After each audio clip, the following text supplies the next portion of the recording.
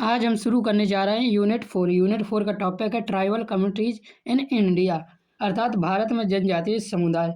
आज हम इस पूरी यूनिट को इस तरह से पढ़ेंगे कि आपका थ्योरी और एमसीक्यू दोनों प्रकार के एग्जाम के लिए यूजफुल रहेगा। इस यूनिट में हम मुख्य रूप से जियोग्राफिकल डिस्ट्रीब्यूशन यानी भौगोलिक वितरण, एसिमिलेशन समायोजन, इंटीग्रेशन एकीकरण, एसर्शन आत्म पहचान या अधिकारों की मांग और अंडर डेवलपमेंट विकास और पिछड़ापन बैकवर्डनेस के बारे में भी हम इस यूनिट में कंप्लीट करेंगे।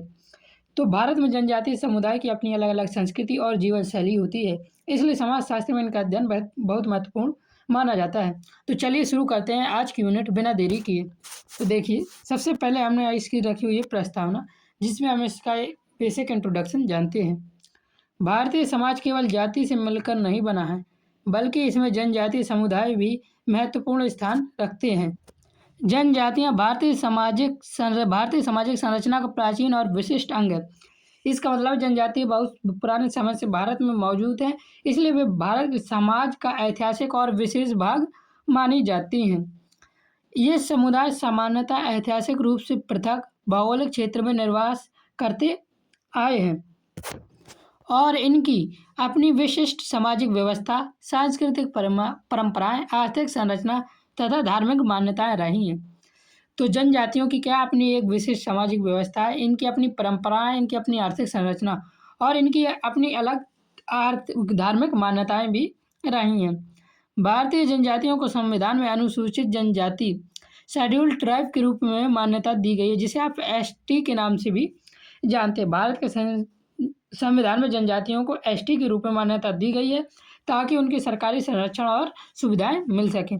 तो भारतीय जनजातियों को संविधान में क्या कहा गया है, तो अनुसूचित जनजाति कहा गया है, जिसे एसटी कहते हैं। चलिए, यहाँ से एक क्वेश्चन पूछ भी लिया जाता है कि भारतीय संविधान में जनजातियों को क्या कहा जाता है, तो अनुसूचित जनजाति कहा जाता है। फिर यहाँ से सबसे ज़्यादा इंपॉर्टेंट क्वेश्चन भी मैं आपको लेके चलूँगा एमसीक्यू जो पूछे जाते हैं बार बार। भारतीय संविधान में जनजातियों को किस नाम से मान्यता दी गई है, ये सबसे इंपॉर्टेंट क्वेश्चन हो जाता है, याद करके जरूर जाएं, आपके पेपर में 100% फंसने वाला है। फिर आती है बात जनजातियों की अवधारणा और विशेषता। जनजातियों की क्या अवधारणा है, उनकी क्या विशेषता है। जनजाति वह सामाजिक समूह है जिसका एक निश्चित भौगोलिक क्षेत्र होता है, अर्थात हर जनजाति का एक निश्चित रहने का क्षेत्र होता है जहाँ वह पीढ़ियों से रहती हैं, उसे ही निश्चित भौगोलिक क्षेत्र कहते हैं। इसकी अपनी भाषा या बोली होती है। इसकी सामाजिक संरचना सरल और सामुदायिक होती है, अर्थात जनजातीय समाज में सामाजिक व्यवस्था एकदम सरल होती है और लोग सामूहिक रूप से, अर्थात इनकी लाइफ कैसी होती है, कम्युनिटी लाइफ होती है, जिसमें रक्त संबंध और सामूहिकता की भावना प्रबल होती है। जनजाति में लोगों के बीच रिश्तेदारी और समूह भावना भी बहुत मजबूत होती है। आर्थिक व्यवस्था अपेक्षाकृत आदिम या परंपरागत होती है।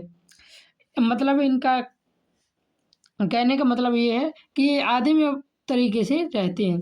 जनजातियाँ सामान्यतः वन, पहाड़ी, दुर्गम क्षेत्रों में निवास करती हैं। तो याद रखना, जनजातियाँ कहाँ निवास करती है, तो वन, पहाड़ी या दुर्गम क्षेत्रों में जनजातियाँ निवास करती हैं। आगे दिया हुआ है सामाजिक संरचना जाति व्यवस्था से भिन्न होती है क्योंकि इनमें कठोर संस्करण, ऊंच नीच का अभाव पाया जाता है। जनजातीय समाज में जाति व्यवस्था की तरह ऊंच नीच का कठोर भेद नहीं होता है, इसलिए जाति व्यवस्था से इनकी संरचना भिन्न होती है। कम से कम ये देखिए, वो हम इंसानों से अलग होकर भी मांस मछली, मतलब कि अपना भोजन इतनी कठिन परिश्रम से पकाने के बाद भी इनमें ऊंच नीच का अभाव होता है। हम मनुष्यों की तरह इनमें ऊंच नीच नहीं होती है। यहाँ से जो सबसे ज़्यादा क्वेश्चन पूछे जाते हैं, जनजाति की प्रमुख विशेषता क्या है। कठोर ऊंच नीच की व्यवस्था, जन्म आधारित संस्करण, निश्चित भौगोलिक क्षेत्र और सामुदायिक जीवन या शहरी जीवन शैली। तो इसका सही आंसर आप हमें कमेंट में जरूर बताना है। फिर दिया है जनजातीय सामाजिक संरचना जाति व्यवस्था से किस प्रकार भिन्न। इसमें ऊंच नीच अधिक होती है, इसमें कठोर संस्करण का अभाव होता है, इसमें अंतर्विवाह अनिवार्य या शहरी आधारित है। तो इसका भी सही आंसर आप कमेंट में बताएं। जितने एमसीक्यू करवाऊंगा सारे आपको एकदम रट लेने हैं पेपर में, क्योंकि आपको सीधी यही एमसीक्यू देखने को मिलेंगे। आप यहाँ से 80-90% स्कोर कर लेंगे और मैं जो थ्योरी पढ़ा रहा बाकी का उससे भी आप स्कोर कर लेंगे। आखिरी में मैं कुछ इंपॉर्टेंट एमसीक्यू भी करवाऊंगा, उन्हें करने के बाद आप 100% स्कोर कर पाएंगे।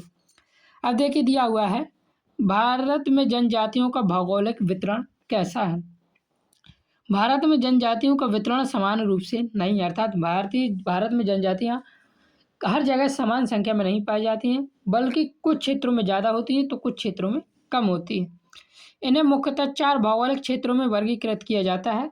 तो चलिए कौन कौन से 4 भौगोलिक क्षेत्र हैं उनको देखते हैं। सबसे पहला भौगोलिक क्षेत्र जिसमें वर्गीकृत किया गया है वह है उत्तर पूर्वी क्षेत्र।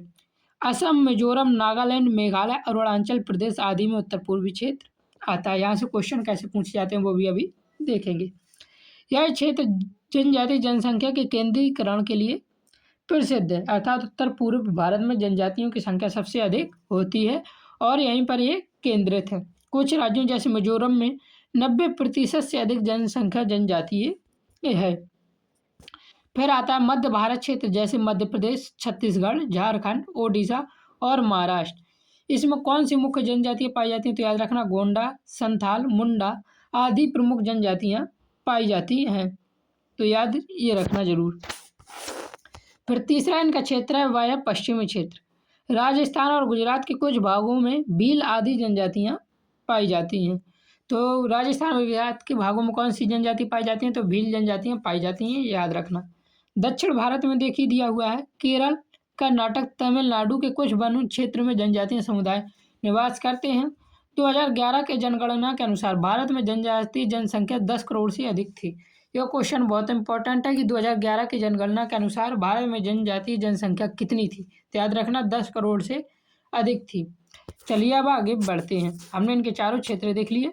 यहाँ से जो सबसे ज़्यादा क्वेश्चन पूछे जाते हैं वो मैंने रखे हुए हैं एमसीक्यू वाले स्टूडेंटों के लिए। भारत में जनजातीय जनसंख्या का सर्वाधिक केंद्रीकरण किस क्षेत्र में है? तो इसका आप हमें सही आंसर बताएंगे।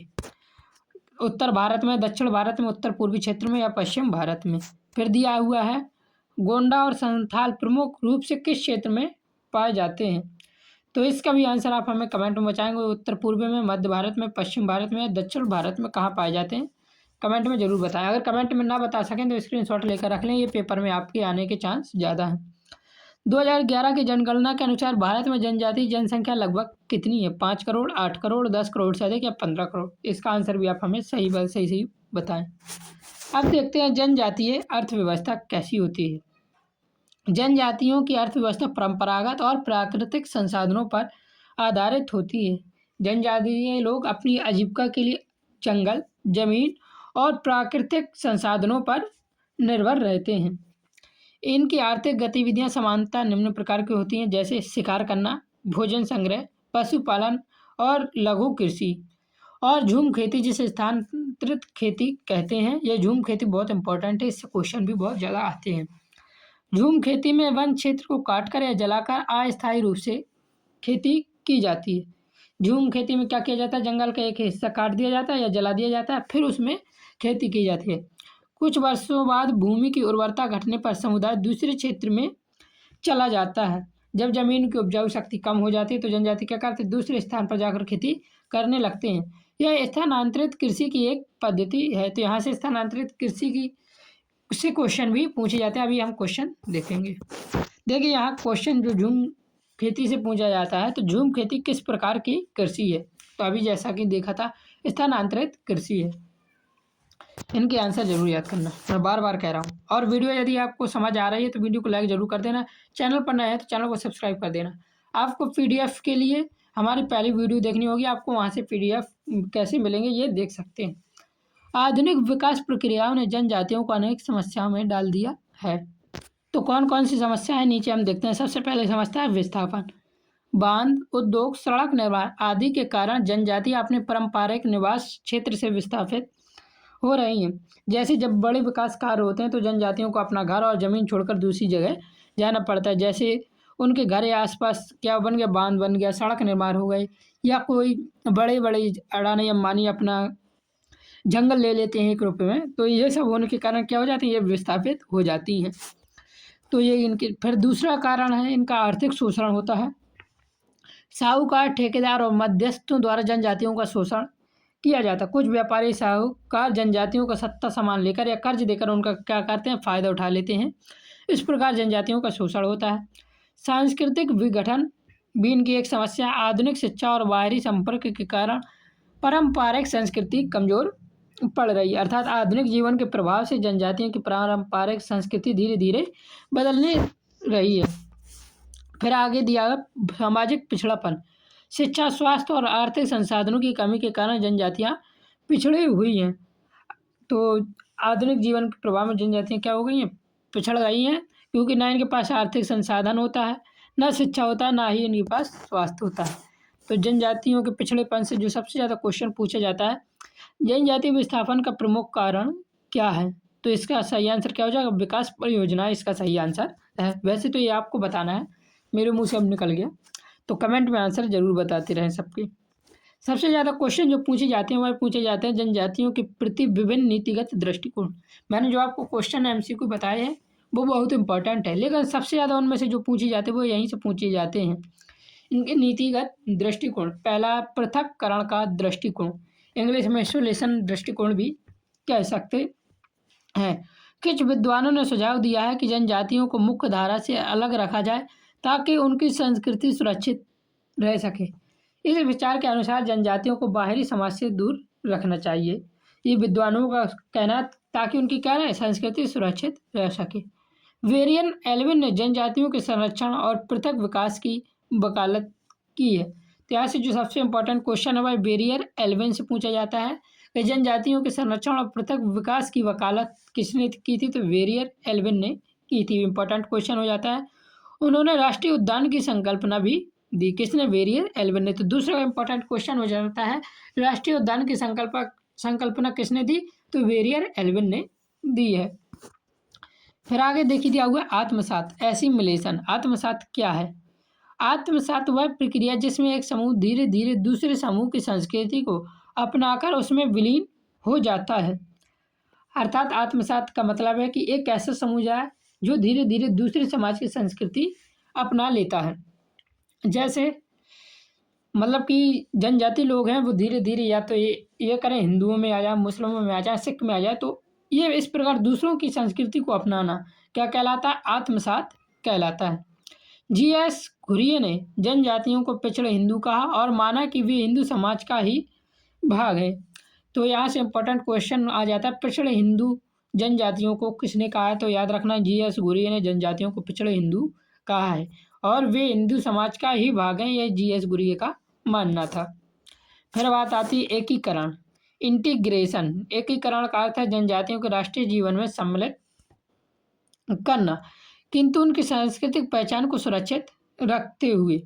तो इसका मतलब यह है, इस नीति के अनुसार जनजातियों की मुख्य धारा में शामिल करना चाहिए, लेकिन उनकी संस्कृति और पहचान को बचाकर रखना चाहिए। यह संतुलित नीति मानी जाती है। फिर आता है असर्शन, दृढ़ता या पहचान की मांग। आधुनिक काल में जनजातीय समुदाय अपने अधिकारों और पहचान के लिए आंदोलन कर रहे हैं। झारखंड आंदोलन इसका उदाहरण है।